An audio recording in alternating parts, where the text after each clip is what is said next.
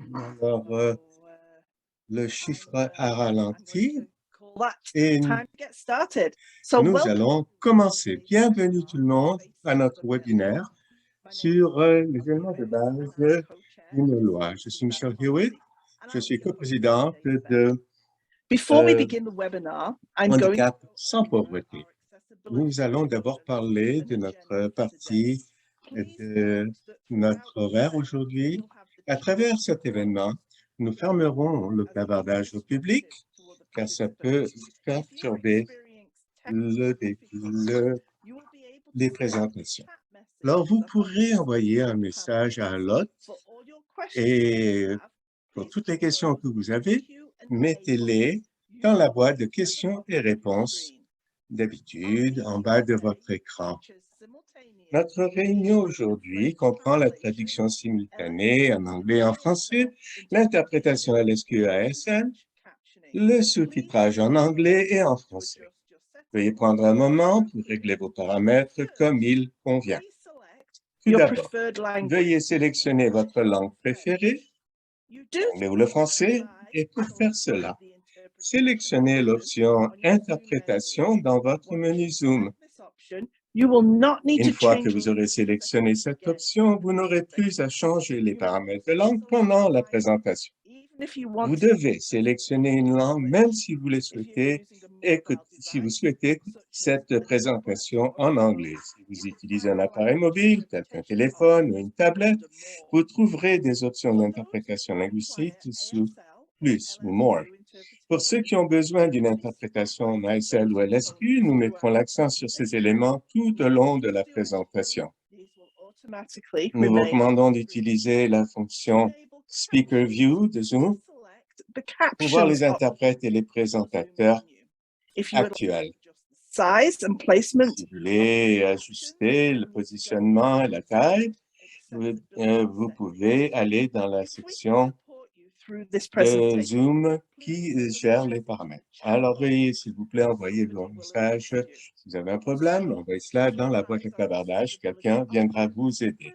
Alors, pour résumer les options, choisissez votre langue, utilisant l'option interprétation de langue.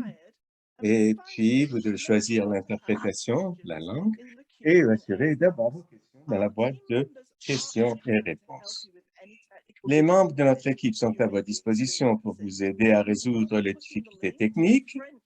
Nous mettrons également le lien vers la présentation PowerPoint en français dans le chat si vous souhaitez l'ouvrir et suivre le cours. Alors maintenant, j'aimerais vous présenter à nos invités d'aujourd'hui. Nous avons Michel, nous avons Rabia Keder, directeur national d'Handicap sans pauvreté, le sénateur Brent Carter qui nous expliquera comment une loi est créée et lorsque nous pourrons vraiment nous assurer que nos besoins nos discussions mèneront à un changement, eh bien, vos questions seront examinées par moi-même et Greg Meekin ainsi que le sénateur Brent Carter.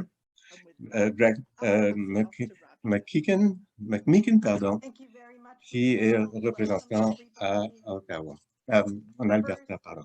Alors, tout d'abord, mesdames, messieurs, j'aimerais reconnaître le territoire sur lequel nous tous nous joignons cet après-midi, et un endroit que nous appelons le chez nous. Le Turtle Island, l'île de la Tortue, qui est les gens des peuples métis et Premières Nations, les ancêtres envers qui nous sommes éternellement reconnaissants, qui nous ont permis de rester sur cette terre, de partager. Et oui, nous sommes les colons, ça fait partie de notre passé colonial, mais la population, et nous avons empiété sur leur territoire. Nous sommes cependant engagés à la vérité, à la réconciliation et à la justice pour nos peuples autochtones et nous reconnaissons qu'ils sont véritablement les habitants, les gardiens de ces terres que nous appelons le Canada. Handicap sans pauvreté. Alors, je vous parle de Mississauga, en Ontario, territoire traditionnel, territoire non cédé. Le cheminement du handicap sans pauvreté, il y a eu beaucoup de travail qui a été fait sur cela. Certainement que cet organisme existe depuis assez longtemps et cependant, les choses ont été exacerbées pendant la pandémie et maintenant, avec l'augmentation de l'inflation, des coûts, nous en ressentons l'après-coup plus profondément sur les gens avec situation d'handicap et nous voyons de plus en plus de pauvreté. En septembre de 2020, le Premier ministre a annoncé les prestations pour personnes en situation de handicap. Nous pensions que ce projet était beaucoup trop grand pour laisser entre les mains d'un gouvernement. Nous avons donc réuni ces webinaires pour impliquer les gens dans les conversations, développer les capacités et mettre de l'avant une équipe de leadership. J'ai été directrice nationale et puis nous avons un ministre également très engagé à mettre de l'avant ces prestations. Nous avons présenté la loi en juin 2021 et ça a été dissous avec le Parlement en temps d'élection. Pendant l'élection, nous avons encouragé tout le monde à voter, à se familiariser avec la plateforme, qui disait quoi sur cette loi sur les prestations pour personnes en situation de handicap. Nous avons écrit une lettre ouverte une fois que le gouvernement minoritaire était en place, signée par 200 Canadiens bien connus, avec et sans handicap. Et dû à la grande réponse, nous avons aussi lancé une pétition signée par 17 364 personnes du pays qui a été présentée au Parlement en février par le Parti vert. Et lors de ce cheminement, nous avons continué de faire de la représentation avec différentes participations médiatiques, des conférences de cette sorte, en parlant aux personnes politiques, en parlant à tout le monde sur les prestations pour personnes en situation de handicap et la pauvreté. Et maintenant, finalement, nous voyons certains résultats de notre travail et de plusieurs autres personnes dans ce mouvement, d'un océan à l'autre, dans la forme d'une loi qui a été finalement représentée la semaine dernière. Alors voilà, nous y sommes, il y a une loi à la Chambre des communes et il faut que ce projet de loi devienne loi. Alors, qu'est-ce qui se passe dans ce processus? Qu'est-ce que nous pouvons faire pour nous assurer que ça se produise et rapidement? Handicap sans pauvreté est engagé. Le projet de loi est devant le gouvernement, mais la question est, est-ce que ce projet de loi est situé? Et nous allons voir à son développement et sa mise en œuvre. Donc, les gens avec situation de handicap au Canada seront certainement mieux informés sur cette loi d'ici la fin de l'année prochaine. Alors, nous sommes très excités d'aller en plus de profondeur quant à la façon dont la loi sur les prestations d'invalidité au Canada, comment ce projet de loi deviendra loi. Alors voilà, c'est un survol de notre cheminement, la participation des gens est vitale à ce processus et tout le monde a le pouvoir de parole. Nous vous invitons à écrire des lettres et simplement en cliquant un bouton, vous pouvez envoyer votre lettre à certains membres du Parlement, Premier ministre, incluant votre propre représentant parlementaire. Et nous savons que cette loi importe et doit être mise en chemin accéléré. Et nous allons maintenant continuer cette conversation. Merci, Michel. Alors, merci beaucoup, Rabia. Ceci dit, je vais maintenant remettre le micro à notre premier conférencier, suivi d'une discussion de panel, le sénateur Brent Carter, que je suis très heureux d'avoir parmi nous aujourd'hui parce que je sais qu'en Rabia et moi, nous sommes rencontrés plus tôt cette année, nous avions reçu une éducation pleine, tout à fait remplie, et j'ai bien hâte d'entendre sa sagesse. Merci Michel, merci Rabia de m'avoir invité à ceci. Je vais essayer de parler pendant une vingtaine de minutes sans prolonger au-delà de cela pour que nous puissions prendre vos questions en considération dans le temps permis. Alors, je vais demander à quelqu'un de changer les diapos au fur et à mesure. Voilà. Alors, ce que j'aimerais faire, c'est d'essayer de couvrir ces 8 ou 9 sujets dans les 20 minutes que j'ai. Et mon premier point, ben, c'est ce que j'appellerais les lois et la primauté du droit. En général, tous les gouvernements doivent être gouvernés par une primauté de droit, qui veut dire de prendre des prestations d'invalidité est un excellent exemple. Il faut que ce soit fait dans un cadre légal et c'est ainsi que nous respectons les lois de notre pays. Pour cela que cette façon de procéder est très importante. Prochaine diapo. Je ne dirai pas beaucoup plus à ce sujet, mais ça parle des raisons pour lesquelles le droit, la primauté du droit sont importantes. Alors, pour que les gens sachent qu'elles peuvent, le public peut donc avoir confiance en ces lois, c'est transparent, et les gens qui payent leurs impôts peuvent voir comment ces argents sont utilisés. Puis, prochaine diapo, là, nous parlons de ce que sont les lois. Là, si vous pensez à la loi sur la prestation d'invalidité présentée par le ministre Qualtrough aux communes la semaine dernière, c'est là le titre, quand ça deviendra loi, parce qu'en fait, ça s'appellera, je vais vous le lire, Disability Benefit Act. la loi sur la prestation d'invalidité du Canada. Et c'est là où nous arriverons à notre objectif, où les deux chambres du gouvernement, le Sénat et les communes, une fois que ce sera voté et accepté, ça deviendra une loi. Et c'est ce qu'on appelle la loi sur la santé du Canada ou toute loi canadienne. C'est un processus initial.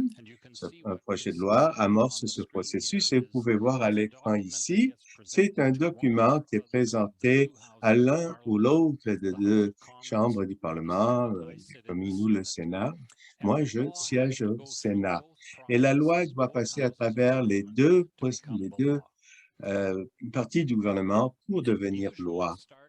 Ça commence normalement dans les communes où les membres du Parlement siègent et où les ministres eux-mêmes participent. Alors, le ministre Qualtrough, par exemple, cette loi sur la prestation d'invalidité, le ministre Qualtrough l'a présentée aux communes, puis de là, ça passe au Sénat. Donc, il y aura plusieurs étapes et on verra cela à la prochaine diapo.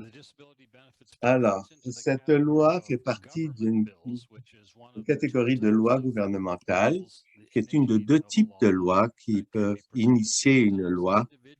Parfois, ce sont des membres du Parlement ou du Sénat qui pourraient individuellement amorcer ce processus si ils pensent que c'est une bonne idée. Mais en réalité, c'est important de savoir que ces lois présentées par un représentant privé n'a pas généralement beaucoup de succès.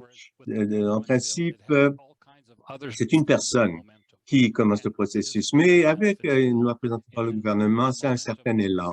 Et là, dans cette loi-ci, l'engagement qui a été énoncé dans la campagne électorale et entendu par des milliers de Canadiens, comme ceci serait une bonne idée. Donc, ça exige toujours une réflexion sur les meilleures politiques à mettre de l'avant. Et en fait, cette loi tomberait sous cette de cette colonne. Alors, par la suite, le cabinet va examiner cette loi et alors, ce sont des gens, le cabinet, que le ministre, pardon, le premier ministre Trudeau a demandé à siéger autour d'une table pour l'aider à diriger le gouvernement et à formuler ses Taking Minister Qualtrough's bill as an example, you En will prenant see la loi du ministre Qualtrough comme exemple, vous pouvez voir qu'il y a plusieurs étapes par lesquelles la loi devra passer dans les communes. Tout d'abord, il y aura une première lecture, la présentation de la loi, puis une deuxième lecture où il y aura débat sur la sagesse même de la loi. Et c'est là que le ministre Qualtrough et d'autres membres du Parlement pourraient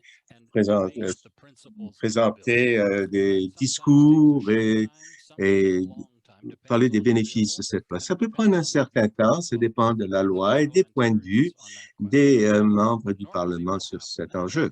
Mais normalement, ce qui va se passer, et c'est probablement le cas dans ce cas-ci, c'est que la Chambre des communes dira dans ce processus qu'on aimerait que ce projet de loi soit examiné en détail par un comité de la Chambre des communes. Alors, la structure Chambre des communes est que le gouvernement siège aux communes, mais aussi sur différents comités. Et un de ces comités, je ne sais pas lequel encore, mais un comité recevra cette loi et l'examinera. Et vous pouvez voir que c'est le genre de choses qui se font là, où plusieurs experts, probablement certains d'entre vous, seront invités à donner leur perspective sur la loi, parfois voir ses manques. Et là, il y aura des questions sur les membres du Parlement qui siègent sur ce comité. Puis, après un temps qui pourrait être court ou plus long, des semaines ou même des mois, le comité ira de l'avant pour dire ce qu'il pense de la loi, projet de loi. Et cela pourrait vouloir dire qu'il pourrait proposer des amendements pour améliorer le projet de loi ou parfois de le nettoyer parce que peut-être que le comité pourrait penser que c'est une loi qui est trop forte et voir comment l'améliorer. Et ils ramèneront cela à la Chambre des communes. Chaque comité fait rapport à la Chambre des communes pour dire ce qu'il pense d'un projet de loi. Normalement, ils auront examiné chaque paragraphe, paragraphe par paragraphe, s'ils disent oui ou non à chacun de ces paragraphes. Puis, ça retourne à la Chambre des communes et la Chambre des communes, là, examine le projet de loi et il y aura d'autres débats pour voir s'ils sont d'accord sur le format présent du projet de loi et éventuellement, ils voteront. Lorsqu'ils votent, ça sera la troisième lecture et cela sera donc la signature de cette loi au niveau de la Chambre des communes. Alors, en présumant que cette loi passe aux communes, c'est envoyé au Sénat. Le Sénat la reçoit. Nous sommes un groupe de personnes. Bon, je vais peut-être un peu trop vite sur cette diapo-là. Nous sommes un groupe de personnes qui suivons un processus identique, première, deuxième, troisième lecture. Et ça va être examiné par un comité, peut-être le comité social du Sénat. Là, nous aurons la possibilité de voter. Si nous votons oui, là, ça passe au gouverneur général pour qu'elle donne son approbation, qui est l'assentiment royal. Et une fois que cela est en place, la loi a été adoptée. Ce n'est pas là la fin de l'histoire, parce que vous pouvez voir en bas de cette diapo, il y a quelque chose qui dit prendre effet. Hein. Il y a différents mécanismes qui peuvent entrer en position et une partie de la loi dit que bon, cette loi, qui est la loi sur la prestation d'invalidité, sera appelée et prendra effet à telle date selon l'ordre du gouverneur et du conseil. Cela veut dire que ça devient la loi et prend effet alors que le cabinet décide que c'est là une loi sur laquelle on peut agir. Alors, ça vous donne un peu un contexte pour comprendre pourquoi il y a tellement encore de travail à faire avant pouvoir simplement mettre cela en position. Alors, les lois du gouvernement du Canada et des provinces, il y a des différents règlements qui entourent les prestations d'invalidité. Mais il faut voir au détail qui va déterminer quelles seront les prestations ou qui pourra en bénéficier. Alors, jusqu'à quel point? Alors, c'est difficile d'introduire cela dans la loi même. Alors, ce qu'ils font, c'est qu'ils délèguent un pouvoir pour créer des lois de plus bas niveau que l'on appelle des règlements. Et ce projet de loi, en fait, prendra sa force dans ce que disent ces sous-lois ou ces règlements. Alors, il y a 2 pages quant aux pouvoirs qui sont donnés essentiellement au cabinet, et même si ce travail sera fait par le bureau du Premier ministre pour définir les règles de ces prestations. Plus 2 pages, sujets et une vingtaine de sujets pour déterminer qui sera éligible, quelles conditions faudra-t-il rencontrer pour être éligible et les prestations seront de quel montant, est-ce que ça sera ajusté avec l'inflation, comment faire application pour les prestations, comment ces prestations seront-elles payées, comment le processus d'appel, si vous pensez ne pas vous avoir été traité de façon équitable. Il y a beaucoup d'éléments à mettre en place, beaucoup de bonnes idées sont déjà en place, mais c'est ce que le comité fera, et il établira des règles. C'est un processus à 2 étapes, comme vous pouvez le voir à l'écran, sur le développement de ces règlements. Mon collègue Jonathan Hughes a donné l'exemple d'un iceberg pour démontrer la relation entre la loi et les règlements. La loi, souvent, est la partie visible, mais est beaucoup plus petite que les règlements qui se trouvent sous l'eau. Alors, quand j'enseignais dans ce domaine, j'amenais ces règlements, ces projets de loi, et je les mettais dans un classeur, et je vous montrais par la suite les règlements qui s'y rattachaient et les règlements. Le dossier des règlements était 8 fois, ou même plus maintenant, plus grand que le règlement même. Alors, il y a une autre caractéristique pour laquelle ceci est important, c'est que les règlements doivent rester à l'intérieur de certaines lignes, hein, et il faut colorer à l'intérieur des lignes. Alors, si on peut percevoir cela comme ça, si le projet de loi est, par exemple, une propriété que vous avez acquis et que la maison, les chambres à l'intérieur sont les règlements, les détails, vous vous dites, moi, ce que j'aimerais, c'est une salle familiale, mais j'aimerais que ce soit plus grand que nous l'avons planifié. Alors, j'aimerais étendre au-delà de ligne de la propriété de la maison que nous avons achetée. Mais ça, là, c'est coloré à l'extérieur de la ligne. Alors, les règles doivent être construites, ces règlements, à l'intérieur de ce que la loi a décrit et ce que les règlements permettent. Sinon, il y a des problèmes. Autrement, on peut tomber dans une zone qu'on appelle contraire à la loi. Alors, tous ces règlements seront mis en place suite à plusieurs consultations. Et dans le cas des prestations d'invalidité, eh bien, il y a des débauches qui sont préparées sur ces 20 sujets et plus encore. Et il y aura des commentaires publiés. Éventuellement, la version finale sera adoptée, est adoptée par le cabinet et non pas par le Parlement.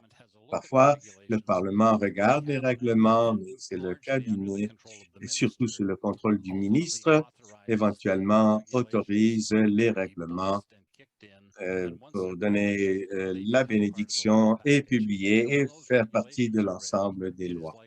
Et à ce niveau-là, eh bien, c'est quand la loi deviendra opérationnelle et prendra et sera efficace, servir de base de différentes actions. Alors, cette loi sur la prestation d'invalidité définira ce qui peut être inclus dans les règlements. Alors, voilà, ce sont là peut-être les observations faites jusqu'à présent, mais une des choses qui est importante, c'est de penser à différentes façons par lesquelles on peut influencer non seulement le projet de loi, mais le contenu des règlements même. Alors, comme vous pouvez voir en bas, si vous essayez de changer ou de donner forme à un règlement, de faire affaire avec les agences réglementaires, c'est-à-dire le ministère, le ministre est beaucoup plus important que de faire affaire avec les 300 et quelques membres du gouvernement, parce que le ministre et son équipe, avec le ministre, créera les règlements, la chair, hein, pour ce qui est important pour la communauté de personnes en situation de handicap. Alors, comment est-ce que vous pouvez avoir le plus d'impact? Bien, la réponse, en termes général, à chaque étape du processus. En ce qui a trait au le handicap sans pauvreté, il y a beaucoup de travail qui a été fait. Les premières étapes ont été faites. Maintenant, c'est à un point très haut à l'agenda du Parlement. Et il faut continuer à mettre de l'avant des arguments pourquoi cette loi est importante pour atteindre une certaine équité dans notre société, mais vous savez ça beaucoup mieux que moi. C'est aussi important de maintenir le cap. Ça aidera à faire progresser le projet de loi à un rythme plus rapide. Les gens lui donneront une plus grande priorité et pour vous de communiquer les messages quant à qu'est-ce que ces règlements, à quoi ces règlements devraient ressembler pour être une réponse équitable et utile à nos membres de la société. Et une dernière d'appôt. Alors là, voilà. Alors, participez tôt, participez souvent. Important pour vous de continuer de communiquer les messages dans des termes très précis maintenant sur ce que vous voulez que ces règlements disent et fassent. Alors, je crois aussi, je suggérerais ici de devenir des experts, c'est une bonne chose, mais plusieurs membres du Parlement et même parfois dans les différents départements ne seront pas autant au courant d'un sujet que vous connaissez si bien avec les défis et les opportunités, peut-être beaucoup mieux que d'autres personnes dans les deux chambres. Alors, nous avons besoin de votre expertise pour aider ces décideurs. Et en parlant de quelqu'un qui a une petite connaissance de ce sujet et beaucoup d'engagement, mais comme je dis, ma connaissance est plus modeste, vous pouvez m'aider et mes collègues et éventuellement, nous pourrons tous atteindre les objectifs qui vous importent. Alors, je devrais m'arrêter là. J'ai probablement... avant, j'étais professeur de droit et je tends à parler beaucoup plus longtemps que je ne devrais, mais je vais m'arrêter là et remettre le micro à Michel et aux autres membres du panel pour les questions. Alors, merci beaucoup, sénateur Carter. Beaucoup d'informations, c'est si important pour nous tous de comprendre ces choses. J'ai vu des questions demandant si ceci était enregistré, si les diapos seront disponibles. La réponse est oui à ces deux questions. Donc, vous pouvez nous rejoindre par le clavardage pour toute question qui traite d'accès aux diapos. Je sais que nous allons rendre public, une fois que l'enregistrement devient disponible, de le rendre disponible à tout le monde. Alors, étant membre du panel et peut-être répondre à quelques questions également, peut-être si je fais ceci suffisamment bien, je pourrais simplement déléguer les questions au sénateur Carter et à Greg. Alors, je voudrais commencer, sénateur Carter, pour que tout le monde le sache, ce ne sont pas mes questions, ce sont les questions que les gens ont envoyées, hein, ou des questions auxquelles nous avons pensé à l'avance. Mais si vous avez des questions, allez dans la boîte de questions-réponses, écrivez vos questions. Si on peut y répondre, si on a suffisamment de temps. Il y a une équipe qui m'envoie la liste de ces questions et donc je pourrais les poser. Alors, la première question, vous avez expliqué que ceci est un projet de loi sans avoir tous les détails que nous voulons désespérément connaître. Alors, pourquoi donc, lorsque Quand on parle de SERB, par exemple, que ceci soit passé très rapidement, alors que quelque chose comme ceci, qui est des prestations pour des personnes en situation de handicap, pourquoi ça prend si longtemps? Sénateur Carter. Oui, j'ai bien pensé que ce serait une question pour moi. Il y a des différentes parties qui sont imprévisibles. Il y a des parties qui procèdent rapidement. Si l'on parle de CERB, je dirais que tout le membre de Parlement avait un sentiment qu'il y avait une urgence à l'économie. Et ce qu'ils pensent à des gens avec une situation de handicap ou que ce soit un camionneur qui est mis à pied ou une famille qui a du mal à survivre financièrement, il y avait un sentiment d'urgence pour que même les sénateurs, les parlementaires qui parfois pourraient opposer le gouvernement en tant que membre de l'opposition, ont ressenti également l'urgence et donc être prêts à dépenser l'argent. Si on peut créer un sentiment d'urgence, c'est un sentiment que ceci est un investissement intelligent, non seulement dans la vie des gens, qui est important en soi, mais pour bénéficier à d'autres, même au-delà des prestations même.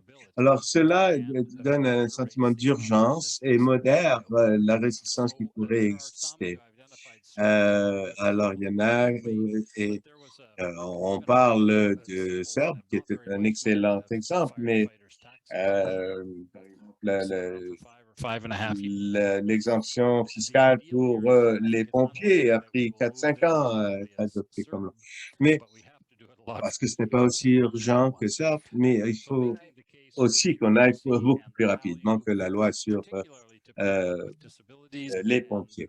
Alors, donc, de démontrer comment cette loi pour les personnes en situation de handicap peut créer une égalité entre les citoyens et si l'on peut faire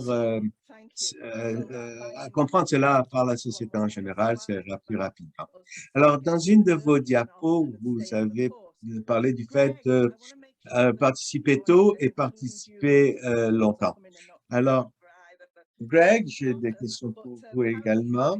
Et que pensez-vous que nous devrions communiquer comme sentiment d'urgence? Et la meilleure façon de le faire. Eh bien, merci de l'opportunité d'être ici et merci aussi au sénateur Carter pour cette magnifique présentation. Il y avait de très bonnes idées. Pour moi, il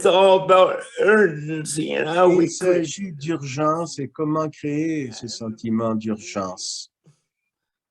Le meilleur message que je pourrais vous offrir est de continuer d'en parler. Continuez de vous connecter, à garder le contact avec les représentants, vos représentants parlementaires, les membres de l'Assemblée, dans les différentes juridictions. Plus on en parle, plus le sentiment d'urgence est créé. Comme le sénateur Cotter l'a mentionné, plus nous parlons, plus vite les choses avanceront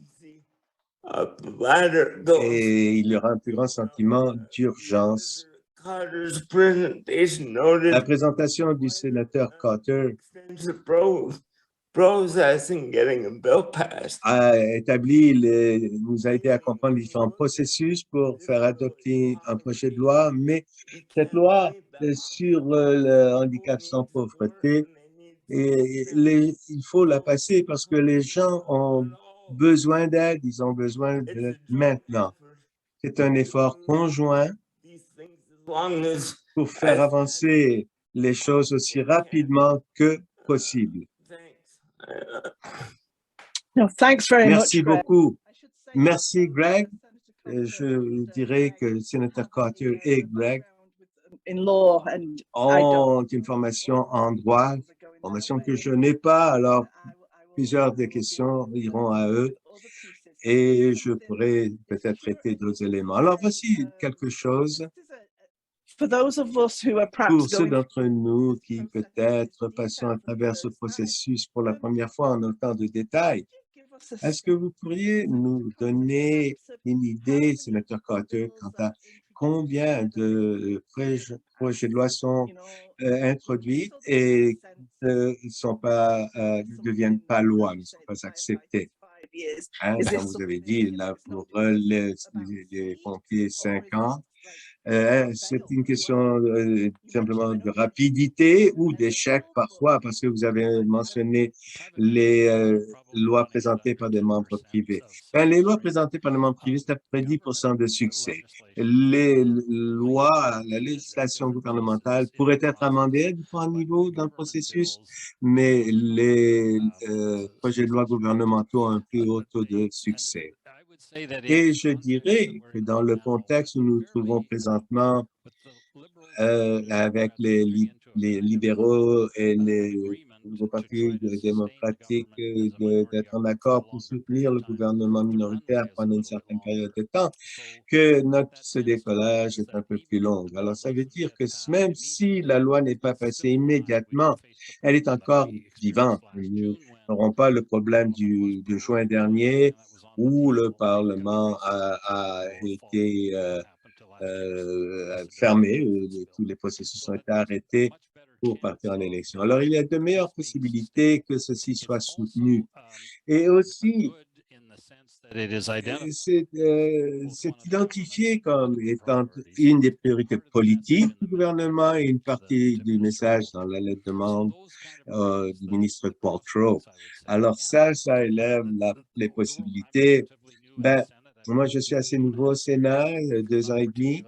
Je ne suis pas très politique et je ne suis pas très bon à prédire la politique, mais il me semble que ceci a de très bonnes possibilités que ceci soit passé assez rapidement.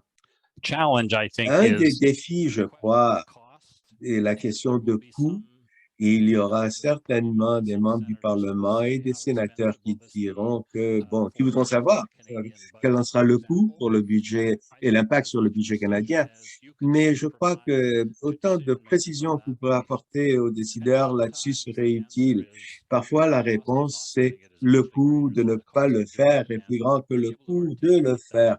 De pouvoir articuler cela de façon puissante et significative sera très bénéfique pour plusieurs de mes collègues. Alors, je suis plus optimiste que je n'étais l'année dernière et puis certainement beaucoup plus que lorsque j'ai commencé ces conversations avec certains de vos collègues, même avant cela. Alors, merci beaucoup. Oui, je voulais simplement ajouter, quelqu'un a demandé pourquoi ça a pris 1 an pour que ça fasse son chemin et retrouve son chemin sur l'agenda. 6 mois ont été perdus parce que le gouvernement a été dissous, puis reprise novembre-décembre, c'est un problème typique.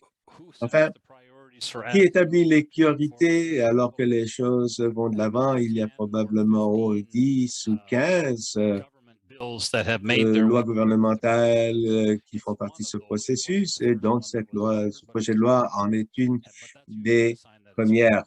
Et c'est ainsi que c'est important au gouvernement, même si ça semble être une longue attente pour revenir sur la table, c'est quand même encourageant que ce soit ici maintenant. Je crois que les tout derniers mois ont été très frustrants parce qu'il semblerait que tout le monde était d'accord. Oui, on devrait la présenter. En fait, ça ne s'est pas produit. Alors, comme on le sait, quand vous n'êtes pas dans la salle ou entendre les conversations. Bon. Alors, j'ai quelques questions pour Greg. Et peut-être que le sénateur Carter et moi pourrons ajouter un mot ou deux aussi. Alors, la première, Greg, étant donné vos liens à la législature de l'Alberta, comment est-ce qu'on pourrait s'assurer que ces prestations ne nuiront pas aux prestations, aux bénéfices provinciaux, ni aux programmes, ni aux services qui sont offerts à ce niveau-là? Alors, quel serait votre conseil pour que nous puissions effectuer les approches les plus appropriées dans chaque province pour s'assurer de cela? The short answer is keep advocating, really. La seule réponse, vraiment, c'est de continuer de faire de la représentation. Ça en revient à cela. De continuer de communiquer avec les membres ou avec les membres du Parlement, mon bureau, pour que vos voix soient entendues.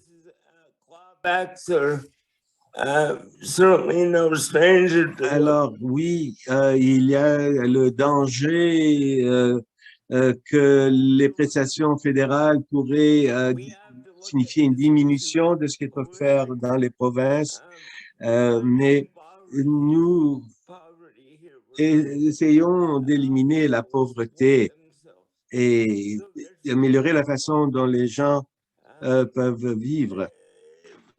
There shouldn't be a dollar for dollar takeaway. People need the support. Les gens ont besoin de cet appui. That's all there is to it. Et c'est tout. Thanks, C'est tout ce qu'il y a à cela.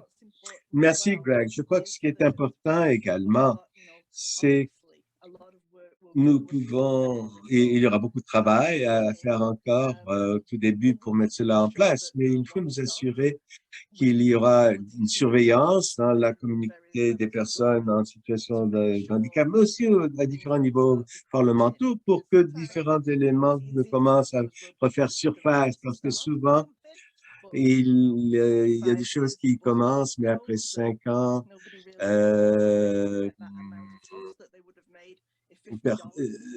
peut-être il pourrait y avoir des changements graduels, mais je crois que la partie de perte à cause du financement fédéral au niveau provincial est aussi prise en considération présentement.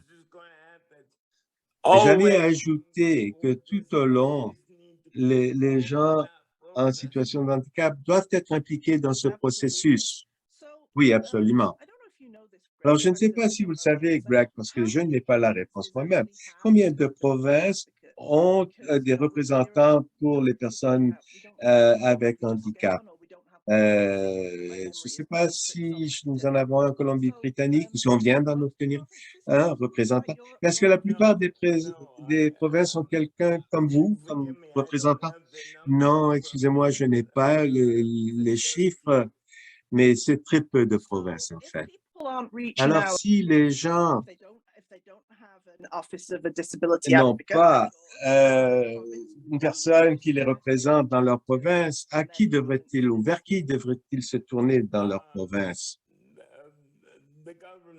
Ben, le gouvernement, les ministères des services communautaires, des services sociaux, développement social, oui, tout cela. Also our federal counterparts, Et notre contrepartie fédérale a un commissaire et on peut le rejoindre à son bureau qui a des contacts avec les différentes juridictions également. Oui, je suis d'accord. Et je crois que c'est important pour moi, alors que nous rapprochons de l'été. Nous savons que les décideurs politiques n'aiment rien de mieux, enfin, où je vis, là, d'aller dans des réunions dans les régions rurales ou aiment se déplacer. Donc, rien de mieux que d'aller voir votre représentant municipal, provincial, fédéral, aller serrer la main et leur dire, j'ai besoin de votre appui sur ceci. Laissez-moi vous parler de la loi sur les handicaps sans pauvreté. Alors, comment est-ce que je peux entrer en contact avec vous? Quand aurez-vous le temps d'écouter plus de détails, vous raconter votre histoire, vos inquiétudes, parce que c'est leur travail finalement, et c'est pour cela que nous avons un système comme celui-ci. Oui, Greg? Oui, j'allais dire 2 choses rapidement. De s'assurer qu'ils trouvent le temps de vous recevoir. Ne pas accepter non comme réponse. Et aussi de le mettre par écrit. Mettez-le en écrit. Par écrit parce que Ils ne peuvent pas ignorer ce qui est noir sur blanc. Merci, Greg. Alors, j'ai une question pour le sénateur Cotter. Nous avons parlé d'une loi. Nous savons que ce projet de loi a le même libellé que l'année dernière. Mais pour la communauté de personnes avec handicap, et ça ne contient pas les détails, à savoir quand, combien, comment. Donc, ça tombe sous les règlements, comme vous l'avez expliqué. Mais ces règlements sont gérés par le bureau du ministre. Alors, oui, le processus à travers les communes, le Sénat, les comités et les différents processus. Alors, peut-être que l'on peut envoyer des rapports, créer des rapports. Mais qu'est-ce qui est aussi, qu'en est-il aussi des différentes gazettes qui existent au niveau parlementaire? Parce que c'est là où on retrouvera les choses qui importent à nos gens. Alors, comment est-ce qu'ils peuvent avoir un impact à ce niveau-là? D'habitude, dans un cas comme celui-ci, ce sera assez bien rendu public à quoi ressembleront les ébauches des règlements. Ça sera dans la Gazette du Canada, mais ça sera disponible assez généralement et chacune d'entre vous, il y a des organisations pour personnes en situation de handicap auront leur mot à dire. Ces règlements, les ébauches de règlements sont raisonnables, atteignent leur objectif, voir aussi la possibilité d'impact des contributions fédérales sur les diminutions au niveau provincial. Alors, probablement que vous n'avez pas un grand nombre de personnes que vous connaissez qui écrivent des règlements, mais il y a bien des gens qui peuvent donner de bons conseils sur ces questions. Bon, de les écrire est assez technique, le langage est technique, mais le contenu, la façon dont ça devrait fonctionner, les points clés, ça, on peut en parler et les mettre de l'avant. Et je n'attendrai pas, même si nous avons très bonne foi en ministre Qualtrough, mais je dirais d'être plutôt proactif que réactif en termes de période d'attente. Aussi utile de garder à l'esprit où vous pourriez être efficace dans ce processus de règlement et vous ne pourrez pas. Par exemple, une personne demande, est-ce que ceci sera disponible aux personnes âgées avec handicap? Ben oui, on va mettre beaucoup d'énergie là-dedans. Mais je ne veux pas manquer de respect aux personnes âgées avec handicap, mais ce serait une erreur. Parce que cette loi, c'est clair qu'il se concentre sur les personnes canadiennes de 18 à 65 ans en âge de travailler. Si vous pensez que cela est inapproprié, il faut la loi même, le projet de loi, soit modifié. Je ne crois pas que ça se produise, mais vous ne pourrez pas faire en sorte que cet argent soit rendu disponible aux personnes âgées parce que ça, là, c'est de dépasser la ligne de colorage. Ça ne se produira pas. Alors, de savoir sur quoi vous pouvez travailler et là où vous ne pouvez pas travailler, je crois que c'est important, et cela aux différents niveaux. Ben, aussi, si le montant n'est pas suffisant, est-ce que les sénateurs le renverront? Mais vous n'avez pas de contrôle là-dessus, parce que là, les règlements, c'est fait à notre niveau, n'est-ce pas? Oui, quand nous votons en faveur de cela, Michel, vous avez raison, c'est un cadre d'ébauche. Mais il y a là des différents comités qui passent en revue les règlements généraux. Enfin, parler du nombre de ces tâches, de ces éléments, mais nous, on ne le saura pas à l'avance. Peut-être que le ministre viendra et nous dire, bon, combien est-ce que vous allez rendre disponible? Et probablement qu'elle ne pourra pas s'engager là-dessus.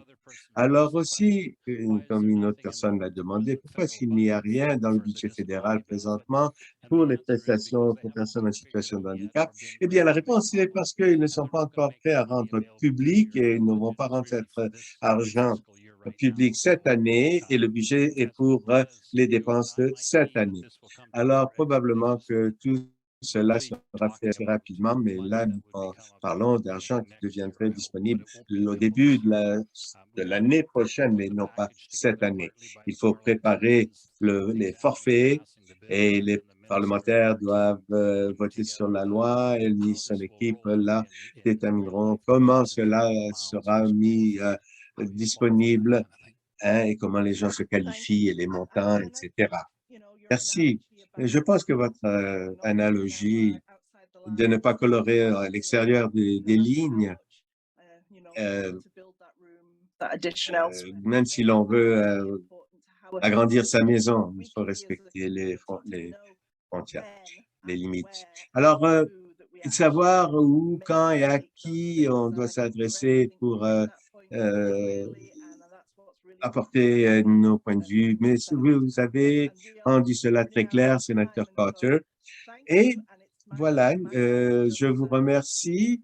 Nous sommes presque à la fin et je dois presque maintenant parler d'autre chose. Maintenant que nous avons parlé des éléments fondamentaux de cette loi, nous devons maintenant mettre cela dans la poche des personnes avec handicap vivant au Canada. Nous devons mettre de la pression sur nos représentants afin qu'ils agissent avant la pause estivale du 23 juin. La pauvreté et l'inflation ne prennent pas de repos. Mettre fin à la pauvreté des personnes handicapées est un acte de justice auquel vous pouvez prendre part.